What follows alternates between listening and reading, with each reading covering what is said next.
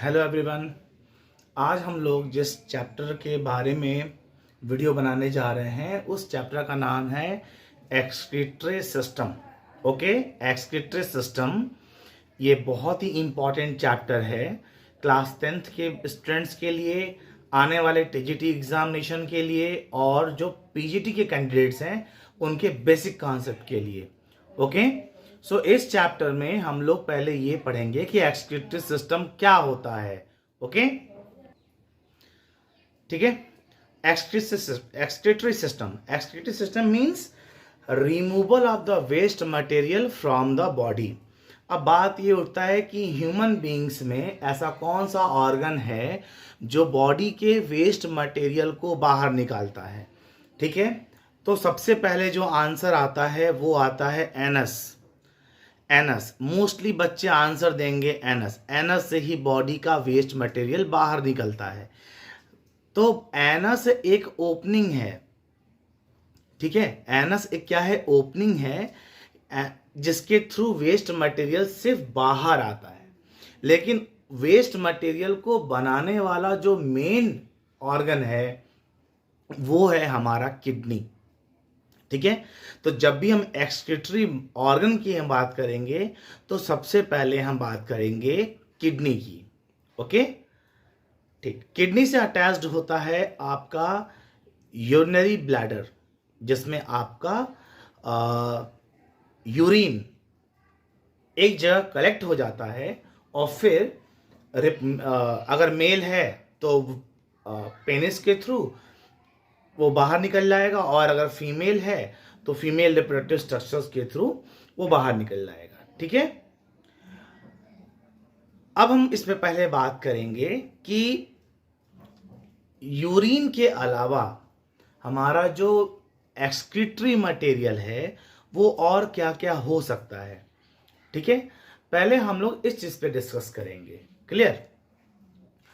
जैसे स्वेट का बाहर आना, जैसे मान लीजिए बहुत गर्मी लग रही है, ठीक है, स्वेटिंग होती है, तो अंदर के जो वेस्ट मटेरियल होते हैं वो बॉडी के पोर्स के थ्रू, स्वेट ग्लैंड्स के थ्रू बाहर आते हैं। तो स्वेट ग्लैंड्स के थ्रू जब स्वेट बाहर आता है, so it is a type of a waste material. Clear? Yes. Exchange of the carbon dioxide from the lungs, ये भी हमारा क्या है? वेस्ट गैस है। ठीक है, हम ऑक्सीजन को इनटेक करेंगे और कार्बन डाइऑक्साइड को बाहर एक्सपेल करेंगे, तो ये भी हमारा एक क्या हो गया? वेस्ट मटेरियल हो गया। ठीक है, जैसे मान लो लीवर सेल्स में बिलिरुबिन का बनना, बिलीवर्डिन का बनना, बिलिरुबिन बिलीवर्डिन स्पेशली जॉइंटिस के केसेस में मिलते हैं। आप देखे होंगे जो यूरिन का जो कलर होता है वो डार्कली येलोइश हो जाता है, वो बिलिरुबिन और बिलीवर्डिन के फॉर्म होने की वजह से होता है। ठीक है, तो it is another type of the waste material. तो हमारे पूरे बॉडी में कितने तरह के वेस्ट मटेरियल निकलते हैं, कौन सा मेन ऑर्गन है जो इनको बनाता है, ठीक है, ये सारी चीजें हम लोग यहां पे डिस्कस करने वाले हैं। ओके, तो सबसे पहला जो हमारा पॉइंट है that is the excretory system.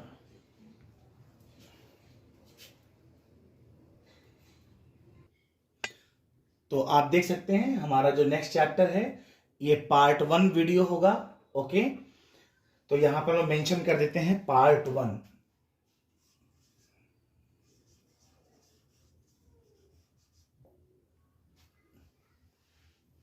ठीक है, तो यहां पे हमारे कौन कौन से मेन ऑर्गन हैं जो एक्सक्रीटरी प्रोडक्ट को बाहर निकालेंगे, स्पेशली वर्टिब्रेट्स में। ओके, तो सबसे पहला जो हमारा जो ऑर्गन है that is the skin. Number 1 skin. ठीक है, स्किन के थ्रू हमारा वेस्ट मटेरियल क्या बाहर आएगा? स्वेट। क्या आता है? स्वेट। ठीक है, अब स्वेट के थ्रू क्या क्या बाहर आएगा? क्वेश्चन ये उठता है, तो यूरिया, NaCl, यूरिया, NaCl, ये मेन निकलता है। अगर स्वेट निकल रहा है इसका मतलब उसमें क्या है, कुछ अमाउंट ऑफ यूरिया है, उसमें NaCl है, साथ ही उसमें लैक्टिक एसिड होता है। ओके, लैक्टिक एसिड और साथ में वाटर। क्या होता है, साथ में वाटर। तो ये हमारे मेन 4 केमिकल कंपाउंड निकलते हैं स्वेट के through. Clear. Now next important organs is that is the lungs. Number 2, lungs.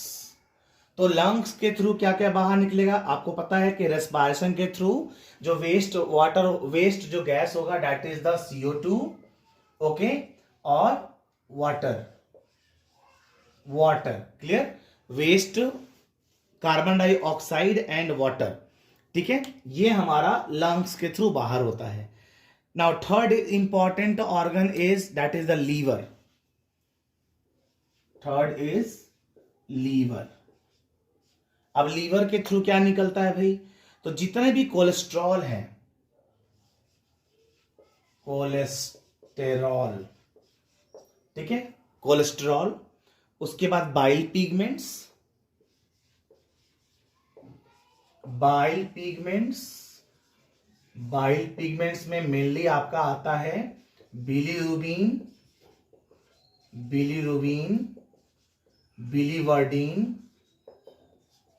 Biliverdin. ये हमारे मेन जो हैं वो कंपाउंड्स होते हैं। ओके, बिलीरुबिन और बिलीवर्डिन। ठीक है, ये निकलते हैं लीवर के थ्रू। ओके, अब बात होती है कोलेस्ट्रॉल क्या होता है। कोलेस्ट्रॉल एक्चुअली कार्बन का लॉन्ग फैटी एसिड चेन है, ठीक है, जो लिपिड के थ्रू डेराइव्ड होता है। ओके, अब कोलेस्ट्रॉल में 3 तरह के कोलेस्ट्रॉल पाए जाते हैं, ठीक है, लेकिन हमारे बॉडी को नीड होती है गुड कोलेस्ट्रॉल की। So high density lipoproteins good cholesterol कहलाता है। जितने भी हम लोग सस्ते ऑयल वाले चीजें खाते हैं, आजकल देखे होंगे रोड्स के किनारे बहुत सस्ते में आपको स्नैक्स वगैरह मिल जाते हैं, ठीक है, जिसमें वो लोग अच्छे ऑयल का यूज नहीं करते, जिसके वजह से बॉडी में कोलेस्ट्रॉल का डिपोजिशन बढ़ जाता है। और एक समय ऐसा चला आता है कि अगर कोई पर्सन के लाइफ में एक्टिविटी नहीं है, एक्सरसाइज नहीं है, तो धीमे धीमे डे बाय डे उसके बॉडी में बैड कोलेस्ट्रॉल इकट्ठा होने लगते हैं, स्टोर होने लगते हैं, और आगे चल के हार्ट या स्ट्रोक का वो एक रीजन बन जाता है, कारण बन जाता है। जिसके बाद समटाइम ऐसा भी देखा गया है कि यंगस्टर्स में स्ट्रोक आ जाता है ना, हार्ट अटैक की पॉसिबिलिटी बढ़ जाती हैं। आपने देखा होगा रिसेंटली इस साल बहुत अच्छे अच्छे बॉलीवुड के एक्टर्स और यंग एक्टर्स की जो डेथ हो गई। उसका रीजन ये था कि वो बहुत ही फिट एंड फाइन रहा करते थे, लेकिन उनके हार्ट में कहीं ना कहीं बैड कोलेस्ट्रॉल का डिपोजिशन था, जिसकी वजह से अचानक उनका हार्ट अटैक आया और वो फिर सरवाइव नहीं कर पाए। ठीक है, इसीलिए बैड कोलेस्ट्रॉल से हमेशा दूर रहना चाहिए। आपने देखा होगा most of the medical students जो होते हैं वो अपने ब्रेकफास्ट में बॉयल्ड एग खाते हैं, लेकिन उसके बीच का जो येलोइश पोर्शन होता है, यॉक जिसे हम बोलते हैं, वो उसको हटा देते हैं। ठीक है, उससे क्या है कि वो बहुत कोलेस्ट्रॉल रिच होता है, इसलिए हमेशा वाइटिश पोर्शन मोस्टली लोग उसको इनटेक करते हैं, जिससे वो सिर्फ बॉडी में प्रोटीन एक्यूमुलेट होता है, प्रोटीन डाइजेस्ट होता है। ठीक है, तो हमारा थर्ड पोर्शन था क्या, ऑर्गन था लीवर। Now next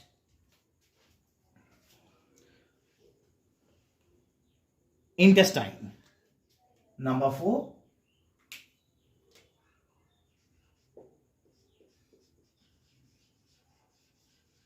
intestine. ठीक है, अब भाई इंटेस्टाइन से क्या निकलता है। ओके, तो salts of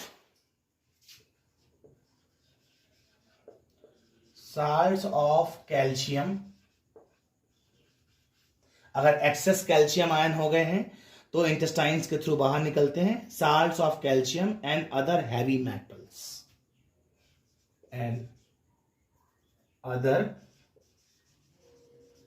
other heavy metals, other heavy metals. ठीक है, ये आपके मेन हमारे ऑर्गन्स हैं, ये 4 वर्टिब्रेट्स में, जिसके थ्रू एक्सक्रीटरी प्रोडक्ट बाहर आता है। ठीक है, अब ऐसे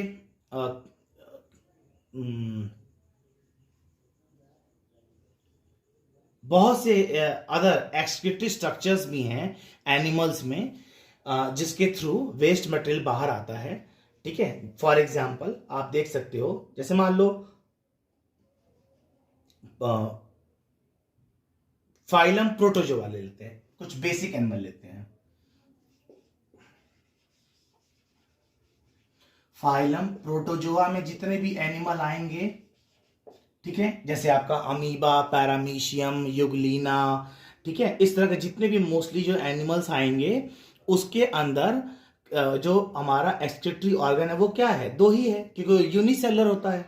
तो उसमें आपका जो वेस्ट मटेरियल बाहर आएगा वो प्लाज्मा लेमा के थ्रू आएगा, प्लाज्मा लेमा के थ्रू, और साथ में कॉन्ट्रैक्टाइल वैक्यूल होता है, कॉन्ट्रैक्टाइल वैक्यूल्स के थ्रू वेस्ट मटेरियल बाहर आते हैं। ठीक है, कॉन्ट्रैक्टाइल वैक्यूल्स के थ्रू वेस्ट मटेरियल बाहर आते हैं। ठीक है, जैसे मान लीजिए आपने देखा होगा पैरामीशियम, पैरामीशियम का स्ट्रक्चर ऐसे देखा होगा, तो यहां पे आपके ऐसे ऐसे कॉन्ट्रैक्टाइल्स वैक्यूल्स लगे होते हैं, एक इस साइड पे होता है और एक एंटीरियर पोजीशन पे, दूसरा पोस्टीरियर पोजीशन पे होता है। तो जो स्टार शेप आप इस तरह के जो डिजाइन देख रहे हैं, that is the contractile vacuole. Contractile vacuole से ही बॉडी का वेस्ट मटेरियल बाहर निकलता है, और इस प्रोसेस को बोलते हैं ऑस्मो रेगुलेशन, ऑस्मो रेगुलेशन। ठीक है, osmoregulation, removal of waste water from body is called osmoregulation. Clear? तो ये हमारा होता है। अच्छा, एक एग्जाम में, टीजीटी के एग्जाम में क्वेश्चन पूछा आता है, समटाइम कंपटीशन में भी क्वेश्चन पूछते हैं कि जो किडनी होते हैं वो मीजोडर्मल होते हैं या एक्टोडर्मल। तो आंसर हमेशा होगा kidneys are mesodermal origin, mesodermal in origin. ठीक है, मीजोडर्मल इन ओरिजिन। मीजोडर्मल का मतलब होता है कि 3 तरह के लेयर पाए जाते हैं,